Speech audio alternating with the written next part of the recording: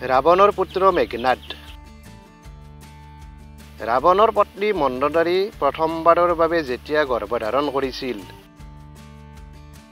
সেই সময়ত ৰাৱণে এজন শক্তিশালী পুত্ৰ পাবলৈ সকলো ধৰ্মীয় কামবোৰ কৰিছিল। ৰাৱণৰ গুৰু শুক্ৰাচাৰ্যই কৈছিল, ৰাৱণৰ পত্নীৰ গৰ্ভত স্থিতি ধাৰণ কৰা সন্তানটি এটা মহাজ্ঞানী ভক্ত আৰু তীক্ষ্ণ যোদ্ধা হ'ব। ৰাৱণেও জন্ম পাব লগা সন্তানটো শিৱৰ ভক্ত আৰু সৰ্বোচ্চ গুণৰ অধিকাৰী হোৱাটো বিচাৰিছিল, যাৰ বাবে ৰাৱণে নিজৰ পুৰোহিতৰ দ্বাৰাই গ্ৰহ নক্ষত্ৰ সন্তুষ্ট কৰাই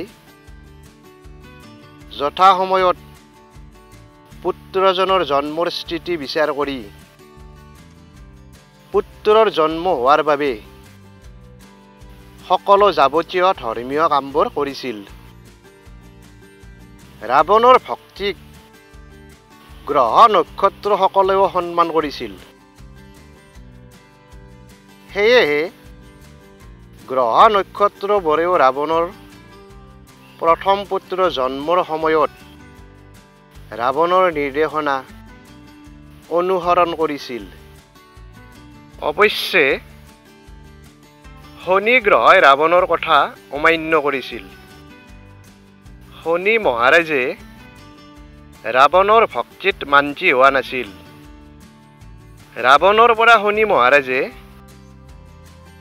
অকলশৰীয়াকৈ শ্ৰদ্ধা বিচাৰিছিল, কিন্তু ৰাৱণে শনিদেৱক অকলশৰীয়াকৈ শ্ৰদ্ধা জনোৱা নাছিল। বাকী গ্ৰহবোৰে সন্তুষ্ট থাকিলে শনিয়ে একো কৰিব নোৱাৰে বুলি ৰাৱণে ভাবি লৈছিল। এনেদৰে সময় হোৱাত মন্দোদৰীৰ গৰ্ভত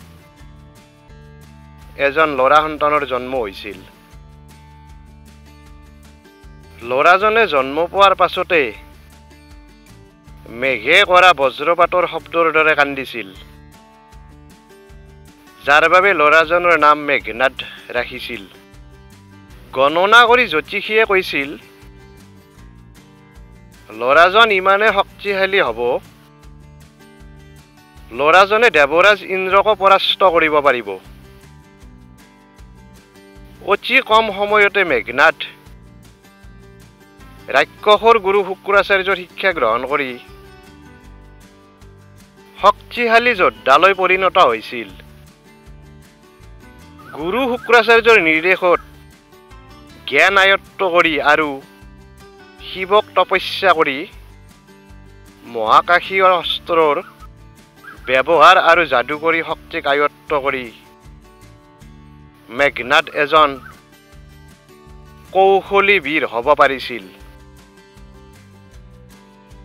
এবাৰ ৰাৱণ আৰু দেৱতাসকলৰ মাজত হোৱা যুদ্ধত ৰাৱণক যুদ্ধত পৰাস্ত কৰি দেৱৰাজ ইন্দ্ৰই বন্দী কৰি লৈ গৈছিল। পাছত মেঘনাদে ইন্দ্ৰৰ লগত যুদ্ধ কৰি যুদ্ধত ইন্দ্ৰক পৰাস্ত কৰি পিতৃ ৰাৱণক ইন্দ্ৰৰ বন্দীশালৰ পৰা মুক্ত কৰি ইন্দ্ৰক ওলোটাই বন্দী কৰি লংকাত ইন্দ্ৰক বন্দী কৰি বন্দীশালত ৰাখিছিল। পাছত ব্ৰহ্মাই নিজে লংকালৈ আহি ইন্দ্ৰক মুকলি কৰি দিবলৈ কৈ ইন্দ্ৰক মুকলি কৰি দিয়াৰ বিনিময়ত ব্ৰহ্মাৰ পৰা কি বৰ লাগে মেঘনাদক বৰ ল'বলৈ কৈছিল। মেঘনাদে অমৰত্ব লাভ কৰাৰ বৰ ব্ৰহ্মাৰ পৰা বিচাৰিছিল। অমৰত্ব বৰ জগতৰ নিয়মৰ বাহিৰত বুলি কৈ ব্ৰহ্মাই অন্য বৰ ল'বলৈ মেঘনাদক কৈছিল। তাৰ পাছত মেঘনাদে ব্ৰহ্মাৰ পৰা এখন ক্ষয় নোহোৱা ৰথ বিচাৰিছিল, যিখন ৰথত উঠি থাকিলে কোনেও মেঘনাদক হত্যা কৰিব নোৱাৰে। ব্ৰহ্মাই হ'ব বুলি কৈ লগতে কৈছিল, কোনেও ধ্বংস কৰিব নোৱাৰা ৰথ এখন পাব যদিও সেই ৰথত উঠি কাৰোবাৰ লগত যুদ্ধ কৰিলে সেই যুদ্ধত মেঘনাদৰ মৃত্যু হ'ব। ৰথখন যুদ্ধৰ বাবে নহ'ব। মেঘনাদে ব্ৰহ্মাৰ সেই বৰকে মানি লৈ দেৱৰাজ ইন্দ্ৰক মুকলি কৰি দিছিল। ব্ৰহ্মাই মেঘনাদৰ বীৰত্বক সন্মান জনাই মেঘনাদৰ আন এটা নাম ইন্দ্ৰজিৎ দিছিল, অৰ্থাৎ ইন্দ্ৰৰ ওপৰত বিজয় সাব্যস্তকাৰী।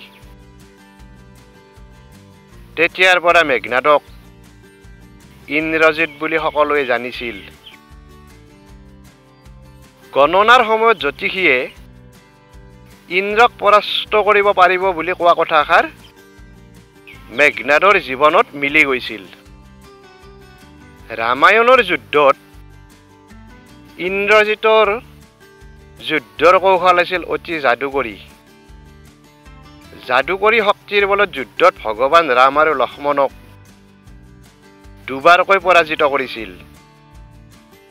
লক্ষ্মণক যুদ্ধত খুনীয়া কৰাৰ ফলত হনুমানে বিশল্যকৰণী ঔষধ বিচাৰি গৈ বিশল্যকৰণী লতা চিনি নাপায় হনুমানে পাহাৰখনকে দাঙি লৈ আহিব লগা হৈছিল। সেইজন ইন্দ্ৰজিতে ব্ৰহ্মাৰ পৰা পোৱা ৰথত উঠি যুদ্ধ কৰোঁতে আৰু শনিৰ কোপদৃষ্টিত পৰি ৰামায়ণৰ যুদ্ধত লক্ষ্মণৰ হাতত মৃত্যুবৰণ কৰিছিল।